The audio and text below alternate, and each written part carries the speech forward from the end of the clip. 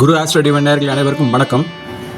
June 2ஆம் தேதி 2026 அன்று ரிஷப ராசியிலும் மிதுன ராசியிலும் இருக்கும் மிருகசீரிஷ நட்சத்திரத்திற்கு, அதாவது இந்த 2 ராசிக்கு ஜூன் 2ஆம் தேதி குரு பயிற்சி மிதுனத்திலிருந்து கடகத்துக்கு செல்வதால் இந்த 2 ராசியில் இருக்கும் மிருகசீரிஷ நட்சத்திரத்துக்கு எது மாதிரியான பலன்கள் குறிப்பாக அவர்களுக்கு கிடைக்கும் என்பதை இந்த காணொலியில் சொல்கின்றேன். அதுக்கு முன்னே அந்த நட்சத்திரத்தின் குணம் மற்றும் பண்புகள், அதோடைய கேரக்டரைஸ்டு அதை பற்றி முதல்ல சொல்லிடுறேன். அதன் பின் குரு பயிற்சியினால் அந்த ராசிகளுக்கு அந்த நட்சத்திரத்துக்கு எது மாதிரி பலன் என்றதை சொல்கின்றேன். அந்த காணொலியை தொடர்ந்து கவனியுங்கள். சப்ஸ்கிரைப் செய்யவில்லைன்னா சப்ஸ்கிரைப் செய்து கொள்ளுங்கள். இது ஜோதிட மண்டலத்தில் 5வது நட்சத்திரம். மிருகசீரிஷன்னாலே ஒரு மானின் தலை என்றது தான் அதோடைய பொருள். இந்த மிருகசீரிஷம் பார்த்தீங்கன்னா ரிஷபத்தில் 1ஆம் பாதமும் 2ஆம் பாதமும் இருக்குது. மிதுனத்தில் பார்த்தீங்கன்னா 3ஆம் பாதமும் 4ஆம் பாதமும் இருக்குது.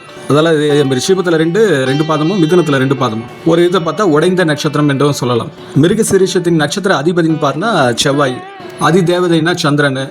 ஏற்கனவே சொன்ன அந்த சின்னன்றது மானின் தலை, கணம் தேவகணம், மிருகம் சாரைப்பாம்பு, பெண் சாரைப்பாம்பு, பறவையில் பார்த்தா கோழி, மரத்தில் பார்த்தா கருங்காலி மரம். அதனால் அந்த பறவை, அந்த கருங்காலி மரம் இதெல்லாம் நீங்கள் வணங்கக்கூடியது. அது ஒரு படமாக மாட்டி வீட்டில் இருக்கிறது நல்லது. முடிந்தால் கோழி நீங்கள் வளர்க்குறது ரொம்ப சிறப்பு. கோழிக்கு உணவு தானியம் கொடுக்கறது ரொம்ப சிறப்பு. நெகட்டிவான எனர்ஜியை அது குறைக்கும். கருங்காலி இதில் அந்த மணி மிருகசீரிஷ நட்சத்திரக்காரங்க போட்டுக்கொள்வது நல்லது. இந்த கருங்காலி மரத்தில் செய்யப்பட்ட மாலைன்னு விற்கும். அது உங்கள் கழுத்தில் இருக்கிறது எப்பயுமே ஒரு பாசிட்டிவ் எனர்ஜி உங்களுக்கு கொடுக்கும். இந்த அடிப்படையில் மிருகசீரிஷக்காரங்களுக்கு அவர்களுடைய குணங்கள் எப்படி வெளிப்படும்னா, மான் போல தான். மான் ரொம்ப ஸ்பிட்டாக இருக்கும். எதனா ஒன்று தேடிக்கொண்டே இருக்கும். அது எதனா தன் வாழ்நாள் முழுசும் எதனா புதுசான விஷயங்களை தேடி செல்வார்கள். இதில் பார்த்தீங்கன்னா அறிவும் இருக்கும். அது தன்னை அந்த அறிவு மூலியமாக ஏற்படுத்திக்கிற அனுபவமும், இல்லைனா ஆன்மீகம் சார்ந்த தேடுதலும் இவங்களுக்கு அதிகமாக இருக்கும். எப்பவுமே ஒரு அலர்ட்னஸ் இருக்கும், ஒரு எச்சரிக்கை இருக்கும். அப்படி மான் புல்லு மேய்ஞ்சிட்டு இருந்தால் கூட அது காது ரொம்ப ஷார்ப்பாக இருக்கும். ஒரு சின்ன ஒரு அசைவு வந்தால் கூட டக்குன்னு அலர்ட் ஆகிடும். அதுபோல் மிருகசீரிஷக்கார நட்சத்திரக்காரர்கள் யாரையும் எளிதில் சீக்கிரமாக நம்ப மாட்டாங்க. ஒரு சந்தேகம், ஒரு பார்வை இருந்து கொண்டே இருக்கும். அவனை நம்பிட்டாங்கன்னா எந்த சூழலையும் அவங்கள கைவிட மாட்டாங்க.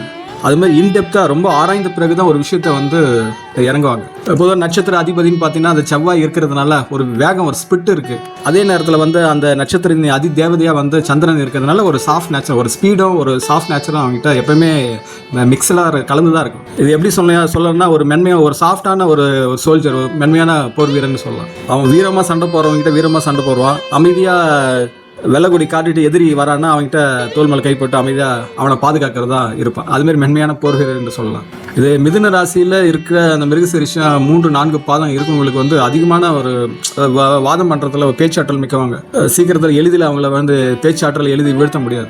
ஏற்கனவே சொல்கிற 4 பாதம் இருக்குது. முதல் பாதமும் 2ஆவது பாதமும் ரிஷபத்துலேயும், 3-4 மிதுனத்தில் இருக்குது. இதில் முதல் பாதம் ரிஷபத்தில் இருக்கிறது சிம்மம் அம்சம், சூரியன் அம்சம் கொண்டது. அதனால் எப்பயுமே ஒரு கெத்து இருக்கும், ஒரு அதிகாரத்தோடு அவங்ககிட்ட எப்பவுமே இருக்கும். செல்வ செழிப்பு இருக்கும். நிலபலங்களை சேர்க்கை அதிகமாக இருக்கும். அது சொத்துப்பத்தோட நல்ல ஒரு சந்தோஷமான ஒரு வாழ்க்கை தான் வாழ்வாங்க. 2ஆம் பாதம் உள்ளவங்க பார்த்தீங்கன்னா புதனின் அம்சம். புதனின் அம்சம் நல்ல இன்டெலெக்சுவலாக இருப்பாங்க. கணக்கு சார்ந்த வியாபாரம் இதெல்லாம் ரொம்ப கில்லடியானவங்க. ரொம்ப காமெடி சென்ஸ் அதிகம், ஹியூமர் ஆஃப் சென்ஸ். இதில் 3ஆம் பாதம் பார்த்தீங்கன்னா மிதுன ராசிக்கு வந்துடும். அது சுக்கிரனின் அம்சம் இருக்குது. அதனால் கலை, இலக்கியம், ஆடல், பாடல், நடனம், இசை இதெல்லாம் ரொம்ப விரும்புவாங்க. இதில் அதன் துறை சார்ந்தவங்களும் இந்த மிருகசீரிஷ நட்சத்திரம் 3ஆம் பாதம் உள்ளவராக இருப்பாங்க. நல்லா பார்க்கறதுக்கு ஒரு தேஜஸ் இருக்கும் முகத்தில்.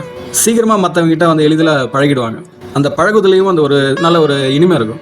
இதுக்கு அடுத்து பார்த்தீங்கன்னா 4ஆம் பாதம் உள்ளவங்க விருச்சக அம்சம் கொண்டவங்க, செவ்வாயின் அம்சம் கொண்டவங்க. ரொம்ப முன்கோபம் அதிகமாக இருக்கும், பிடிவாதத்தனம் அதிகமாக இருக்கும். ரொம்ப மறைப்பொருளான விஷயங்களை கில்லாடித்தனமாக ஆராய்ஞ்சு அது என்ன இருக்குன்னு தெரிஞ்சுக்கிறதுல ரொம்ப ஆர்வம் மிக்கவங்க. இதுபோல் அந்த 4 பாதம் உள்ளவங்களுடைய குணம் இது மாதிரி இருக்குது. ஒவ்வொரு கிரக அதிபதியுடைய அம்சம் கொண்டு இருக்குது. பொதுவாக 4 பாதம் உள்ளவங்களுக்கும் பார்த்தீங்கன்னா படிக்கிற படிப்பு, செய்கிற வேலைன்ட்டு பார்த்தீங்கன்னா மீடியாவில் பத்திரிகை துறை சார்ந்த இதெல்லாம், ஊடக இதெல்லாம் அதிகமாக இருக்குது. ரைட்டிங் பெரிய ரைட்டராக இருப்பாங்க. மேடையெல்லாம் அதிகமான சொற்பொழிவு ஆற்றவங்களாக இருக்காங்க. அவர் ஆன்மீக சொற்பொழிவாளர்களாக இருக்கலாம், அரசியல் சார்ந்த சொற்பொழிவாளர்களாக இருக்கலாம். இன்ஃபர்மேஷன் டெக்னாலஜியில் ரொம்ப இதுவாக இருப்பாங்க. சாஃப்ட்வேர்லேயும் நல்ல டெவலப்மெண்ட்டாக வேலை செய்கிறவங்களா. 2வது ரிசர்ச் சென்டரில் ஒரு புதுசான ஒரு விஷயத்தை கண்டுபிடிக்கிறதுலையும், அப்புறமா டிடெக்டிவ் ஏஜென்ட், விஷயங்களை உன்னிப்பாக கவனித்து அதை என்னென்னு கண்டுபிடிக்கிறத ரொம்ப கில்லாடியானவங்க. அதுமாதிரி டேட்டா அனலைஸ்ட்டு, விஷயங்களை கரெக்டாக புட்டு வச்சுருவாங்க. அது மாதிரி ஆராய்ச்சி துறை சார்ந்தவங்களையும் நல்ல நிபுணத்துவம் இருக்குது இவங்களுக்கு. அப்புறம் பார்த்திங்கன்னா கலை, இலக்கியம், பண்பாடு, சினிமா இதுலேயும் அதிகமாக இருக்குது. டூரிசத்தில் அதிகமாக நாட்டு இருக்குது. ஃபேஷன் டிசைனிங்கில் அதிகமாக இது இருக்குது. And then real estate, construction, agriculture இதெல்லாம் ரொம்ப செவ்வாயின் ஆதிக்கத்தினால இதெல்லாம் நல்லா கனெக்ட் ஆகும் இந்த மிருகசீரிஷக்காரங்களுக்கு. ஃப்ரெண்ட்லின்னு பார்த்தா மற்றவங்கிட்ட ஒரு நல்ல ஃப்ரெண்ட்லியாக தான் இருப்பாங்க. ஆனால் இவங்கள புரிஞ்சு கொள்வது ரொம்ப கஷ்டம். ஒரு இடத்துல இருக்க மாட்டாங்க. ட்ராவலை ரொம்ப அதிகமாக விரும்பும் நபர்கள் மிருகசீரிஷக்காரங்க. ஒரு இடத்துலேருந்து இன்னொரு இடத்துக்கு போகிறத ரொம்ப விரும்புவாங்க. இந்த ரோகிணி நட்சத்திரக்காரங்கள் மாதிரி இவங்களுக்கும் நல்ல ஒரு அழகான கண்கள் இருக்கும். எதையும் வந்து உள் மனசு ஆழமாக ஊடுருவி பார்க்குற அந்த இது இருக்குது. எதனா ஒன்று தேடிட்டு இருக்கணும். அந்த மானுடைய சின்னன்றது மான் எதனா தேடிட்டு இருக்கலாம். அதனால் எதனா ஒன்று தேடிட்டு இருக்கிறது தான் இவங்களுடைய முதன்மையான குணமாக இருக்கும். அதனால் எப்பயுமே ஒரு துடிப்பு வேக இருந்து கொண்டே இருக்கும். அது எப்பயுமே சீக்கிரத்தில் விழுந்துடாது, தூங்கிடாது. எப்பவுமே ஒரு தவிப்பு, ஒரு துடிப்பு இருக்கும்.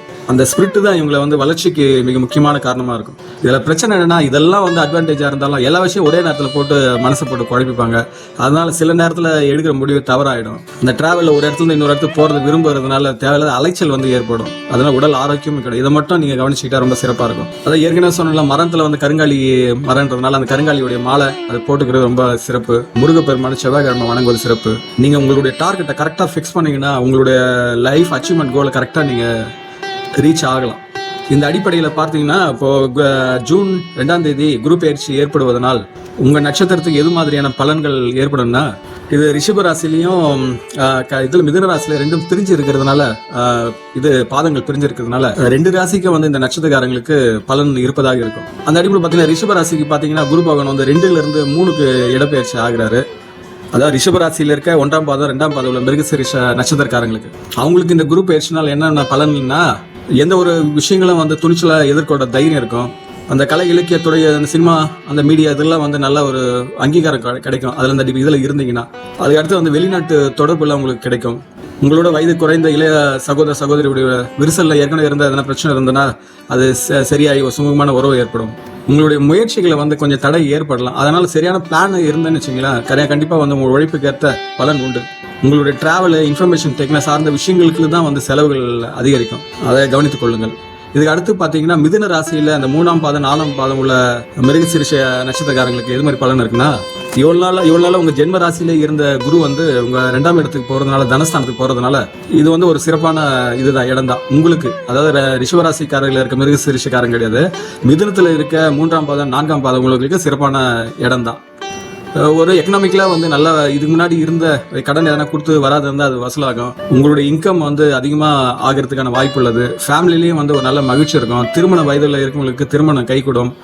குடும்பத்தில் ஒரு புதிய ரிலேஷன் வரதுக்கு வாய்ப்பு இருக்குது. குழந்தை ப்ரெக்னென்ட் ஆகிற உமன் அவங்க மூலியமாக ஒரு குழந்தை பிறப்பு ஏற்படலாம். புது உறவு உங்களுக்கு மகிழ்ச்சியை கொடுப்பதா இருக்கும். உங்களுடைய பேச்சு வந்து சமூகத்தில் ஒரு மரியாதை வந்து ஏற்படுத்தி கொடுக்கும். அதனால் நீங்கள் சொல்கிற ஒரு ஆலோசனை மற்றவங்க வந்து காது கொடுத்து கேட்பாங்க. அதனால் உங்களுடைய மதிப்பும் உயரும். அது மூலிமா வெற்றி இருப்பதாக இருந்தாலும் உங்களுக்கு கிடைக்கும். இந்த அடிப்படையில் பார்த்தீங்கன்னா, நீங்கள் எப்பவுமே சாப்பாடை நல்லா விரும்பி சாப்பிட்ற நபர். அதனால் எவ்வளோ சாப்பிட்றன்றதை இது தெரியாதனால அதிகமாக சாப்பிட்றதுனால உடம்பை வந்து கவனிச்சிங்க. எவ்வளோ எடை வந்து கூடுறதுக்கு வாய்ப்பு இருக்குது. உங்களுடைய உடல் ஆரோக்கியமும் இதனால் பாதிக்கப்படும். அதனால் உணவு சார்ந்த விஷயத்தில் கொஞ்சம் கவனமாக இருங்க. மிருகசீரிஷத்தின் இது அதிபதி செவ்வாய் வந்து கடகம் வந்து செவ்வாய்க்கு நீச்சமாக இருந்தாலும் குரு பகவானுக்கு செவ்வாய் நட்பாக இருந்தாலும் குரு வந்து கடகத்துக்கு பிறந்தனால அது ஒரு உச்சநிலை தான். அதனால் நட்சத்திரின் அதிபதியுடைய வீரியத்தை வந்து ஒரு சீர் செய்து நல்வழிப்படுத்த தான் வந்து குரு பார்க்கும். கடகத்தில் செவ்வாய் இருந்தால் அது நீச்சம். மிருகசீரிஷம் செவ்வாய் நட்சத்திரம். அதனால் குரு செவ்வாய்க்கு இப்போ கடகத்துக்கு போகிறதுனால உங்கள் மிருகசீரிஷ நட்சத்திரக்காரங்களுக்கு எந்த விதமான பாதிப்பும் இல்லை. அதனால் வந்து இந்த குரு பயிற்சி வந்து மிருகசீரிஷ நட்சத்திரக்காரங்களுக்கு நல்ல நற்பலன் தான் கொடுக்கும். அதனால் செவ்வாயின் அம்சம் கொண்ட மிருகசீரிஷ நட்சத்திரக்காரங்கள் செவ்வாய்க்கிழமை வந்து முருகப்பெருமானை வந்து வணங்குவது சிறப்பு. முடிந்தால் வந்து வியாழக்கிழமை தட்சிணாமூர்த்திக்கு வந்து நெய் தீபம் ஏற்றி வணங்குவது ரொம்ப சிறப்பு. அதனால் சொல்லப்பட்ட விஷயங்களை நல்லா கவனித்து தங்கள் வாழை எதை மாற்ற முடியுமோ அதை மாற்றிக்கொண்டு தங்கள் வாழ்வில் அனைத்து வளங்களும் பெற்று நீங்கள் சிறப்புடன் வாழ நான் அந்த எல்லாம் வல்ல அந்த இறைசக்தியை நான் பிரார்த்திக்கின்றேன். தாங்களும் தங்கள் அன்பு குடும்பம் வாழ்க வளமுடன்.